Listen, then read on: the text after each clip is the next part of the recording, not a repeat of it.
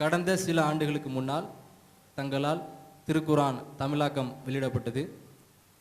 அதிலே சஹாபாக்களின் பெயர்களை குறிப்பிடும் பொழுது அபூபக்கர், உமர், உஸ்மான் இப்படியெல்லாம் குறிப்பிடப்பட்டுள்ளது. அதற்கு பின்னால் ரலியல்லாஹு அன்ஹு என்ற வார்த்தையும் இல்லை. அதேபோல் தாங்கள் ஒவ்வொரு மேடையிலும் பேசும் பொழுது உமர் வந்தார், அபூபக்கர் சொன்னார், உஸ்மான் சொன்னார் என்று அந்த வார்த்தையெல்லாம் நீங்கள் குறிப்பிடுவீர்கள். அதுபோல தங்களுடைய உரையிலே குறிப்பிடுவீர்கள் மற்ற சகோதரர்கள் ஹக்கு ஹக்கு என்று குறிப்பிடும் பொழுது உங்களுடைய தகப்பனார் பெயர் ரஹ்மான் என்றால் நீங்கள் ரன் என்று கூறுவீர்களா, ரஹீம் என்றால் நீங்கள் ரம் என்று கூறுவீர்களா, இப்படி அல்லாஹ்வுடைய பெயரை தாங்கள் சுருக்கி கூறுவீர்களே என்று நீங்கள் கேட்டுள்ளீர்கள்.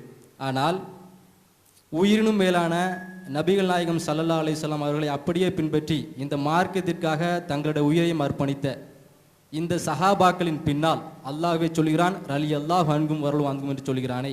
ஆனால் தாங்கள் ஒவ்வொரு மேடையிலும் உமர் வந்தார், அபூபக்கர் வந்தார் என்று தாங்கள் குறிப்பிட்டீர்கள். அது என்னுடைய ஒரு கேள்வி.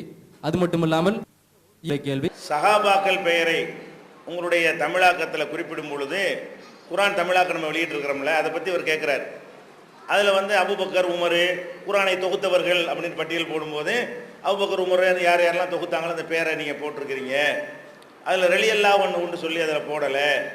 உரையில் கூட என்ன செய்கிறீங்க, அந்த மாதிரி ரலியல்லாஹு அன்ஹு சொல்லாமல் சும்மா அபூபக்கர் சொன்னார், உமர் சொன்னார் என்றெல்லாம் நீங்கள் சொல்கிறீங்க. அதே நேரத்தில் உங்கள் தகப்பனார் பேரை சொல்லும்போது மட்டும் அப்துல் காதர்னு அரும்பியா, அப்துல் ரஹீம்னு அம்முன்னு சொல்லுவியான்னு கேள்விகளை கேட்குறீங்க. அப்போ அதெல்லாம் தப்புங்கும்போது சஹாபாக்கள் எப்படி பண்ணலாமான்னு அவர் கேள்வி கேட்குறாரு. இப்போ சஹாபாக்களுடைய பேரை அபூபக்கர் பிடிச்சா நான் அருன்னு சொல்லிவிட்டேன், பேரில் ஒன்றும் மாற்றம் செய்யலை. அதுக்கு இதுக்கும் உதாரணம் பொருந்தாது. அப்துல் காதர் அருன்னு மாற்றுறதும் அப்துல் காதர்னு சொல்கிறதும் ரெண்டு வித்தியாசம் இருக்குதுல்ல. பெயரில் மாற்றம் செய்யக்கூடாது என்பதற்கு தான் நான் அதை சொல்லியிருக்கிறேனே தவிர இதை சொல்லலை. அடுத்து நீங்கள் என்ன விளங்கி கொள்ளணும்னு கேட்டால், இப்போ சஹாபாக்களை நம்ம குறிப்பிடுகிறோம். குறிப்பிடக்கூடிய நேரத்தில் பெரும்பாலான நேரங்களில் ரலியல்லாஹு அன்ஹு போட்டு தான் நடைமுறை அடிப்படையில் சொல்கிறோம். சில நேரத்தில் சொல்லாமல் சொல்லியிருக்கிறோம். அவர் எல்லா நேரத்திலும் அப்படி இருக்காது. அப்படி எல்லா நேரத்திலும் இருந்தால் கூட முதல் நீங்கள் விளங்கி கொள்ள வேண்டியது, நாம் குரான் ஹதீஸில் பின்பற்றக்கூடிய ஒரு சமுதாயம். குரான் ஹதீஸ் அடிப்படையில் ஒரு சஹாபி பேரை சொல்லும் பொழுது ரலியல்லாஹு அன்ஹு போடணும் என்பதற்கு ஒரு ரூலோ ஒரு வலியுறுத்தலோ என்னமாவது இருக்குதா, நம்மளா உண்டாக்கி கொண்ட ஒரு வழக்கமா, இதை நீங்கள் சிந்திக்க வேண்டும். இந்த வழக்கமும் கூட பிற்காலத்தில் உண்டாக்கப்பட்டதா அல்லது தாபீன்கள் காலத்தில் தபோ தாபீன் காலத்திலே உண்டானதா, அதை நீங்கள் சிந்திக்க வேண்டும். நீங்கள் பழைய காலத்தில் எடுத்தப்பட்ட புகாரி, முஸ்லீம் அந்த இதெல்லாம் பார்த்தீங்கன்னு சொன்னால் அதில் எல்லாம் நூல்களில் இந்த ரலியல்லாஹு அன்ஹுலாம் இருக்காது. சும்மா தான் பேர் தான் இருக்கும். பின்னாடி அச்சிடக்கூடியவர்கள் நினைச்சிட்டாங்க ரலியல்லாஹு அன்ஹு சேர்த்துக்கிட்டாங்க. பழங்கால ஏடுகளில் என்ன இருக்காது, அந்த ரலியல்லாஹு அன்ஹுலாம் இருக்காது. பேரை தான் சொல்லுவாங்களே தவிர இந்த கூடுதலாக அந்த ரலியல்லாஹு அன்ஹு பேரோட ஒரு பகுதி மாதிரி சொல்லக்கூடிய வழக்கம் பிற்காலத்தில் நம்ம மக்கள்கிட்ட உண்டானது. சரி, அது ஒரு மரியாதையாக சொல்கிறாங்களே என்று தவறு ஒன்றும் கிடையாது. அது சொல்வது தவறு கிடையாது. யாராவது ரலியல்லாஹு அன்ஹு சேர்த்து சொன்னாரே ஆனால் ரலியல்லாஹு அன்ஹு சொல்கிறேன்னு நம்ம கேட்க மாட்டோம். ஆனால் மார்க்கம் ஒரு வற்புறுத்தாத ஒன்றை நீங்கள் என்ன செய்யக்கூடாது, நீ சொல்லுன்னு வற்புறுத்துறதுக்கு நமக்கு ரைட்டு கிடையாது. அல்லாஹ் ரசூலை வற்புறுத்த கிடையாது. அவங்கள பற்றி ரலியல்லாஹு அன்ஹுன்னு அல்லாஹ் சொல்லியிருக்கிறான் அப்படின்றத சொல்கிறாங்க. அவங்கள மட்டுமா அல்லாஹ் சொல்லியிருக்கிறான் ரலியல்லாஹு அன்ஹுன்னு? எல்லா முஃமின்களுக்கும் அல்லாஹ் சொல்லித்தான் இருக்கான். அல்லாஹ் சூரத்துல் பையினா எடுத்துக்கிட்டிங்கன்னா ரலியல்லாஹு அன்ஹும் வரது அன்ஹு லம் யகுனில் லதீன கஃபருன்னு இருக்குல்ல, அந்த சூறாவில் பார்த்தீங்கன்னா அது பொதுவான மூமின்களை பற்றி தான் வருது, சஹாபாக்களை பற்றி வரல. சஹாபாக்களுக்கு பயன்படுத்துகிற அந்த மாதிரி வார்த்தையை மூமின்களே அல்லாஹ் பொருந்தி கொண்டான். ரலியல்லாஹு அன்ஹுங்கிறது நீங்களும் நல்ல மூமினாக இருந்தால் ரலியல்லாஹு அன்ஹு உங்களையும் சொல்லலாம், என்னையும் சொல்லலாம். நல்ல மூமினா இல்லாட்டாலும் துவா என்ற அடிப்படையில் இப்போ இருக்க உங்கள் பேர் என்ன, சையத் அலி ரலியல்லாஹு அன்ஹுன்னு சொல்லலாமான்னா தாராளமாக சொல்லலாம். அது சஹாபிகள் ட்ரேட் மார்க்கத்தில் சொல்லப்படவே இல்லை. ஏன் அல்லாஹ் இவரை பொருந்தி கொள்வானாக, இவருக்கு துவா செய்யக்கூடாதா? எந்த ஒரு முஸ்லீமுக்கு வேண்டாம். என் பேரை சொல்லி கூட நீ என்ன செய்யலாம், ஜெயினுல் ஆபிதீன் ரலியல்லாஹு அன்ஹுன்னு சொன்னால் தப்பா? கேள்வி கேட்டார், அவர் பேரை சொல்லி கூட அதுக்கு பின்னாடி ரலியல்லாஹு அன்ஹுன்னு சேர்த்தா தப்பான? தப்பு கிடையாது. பேர் உங்கள் பேர் என்ன, அப்துல் ரஹ்மான் ரலியல்லாஹு அன்ஹு கேள்வி கேட்டாருன்னு நான் சொன்னேன்னு வைங்க, அது தமாசு கிடையாது, சொல்லலாம். ஏன் அவரே எல்லாம் பொருந்தி துவா, அது ரலியல்லாஹு அன்ஹுன்னா முடிவல்ல, பொருந்தி கொண்டாண்டதுக்கு அர்த்தம் கிடையாது. ரஹ்மத்துல்லாஹி அலைஹிங்கிறோம்ல, அல்லாஹ்வுடைய அருள் அவருக்கு உண்டாகட்டுமாக. இந்த ரஹ்மத்துல்லாஹ்னா அவுலியாவுக்கு சொல்லணும் ஆக்கிவிட்டோம். ஏன் உங்கள் பேர் ரஹ்மத்துல்லாஹ்னு சொல்லக்கூடாதா?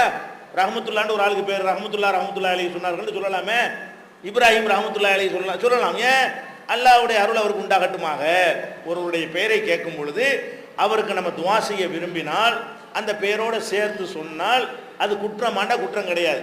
அப்போ நம்ம என்ன விளங்கிட்டோம், ரஹ்மத்துல்லாஹி அலைஹின்னா சஹாபி இல்லாத மகான்களுக்கு உள்ளது, ரலியல்லாஹு அன்ஹுன்னா சஹாபாக்களுக்கு உள்ளது என்பது அது வழக்கமா மார்க்கமா? மார்க்கான்னு சொல்லுங்க, நம்ம என்ன செய்வோம், அதை பெசகாமல் என்ன செய்வோம், அப்படியே ஏற்றுக்கிற ரெடியாக இருக்கிறோம்.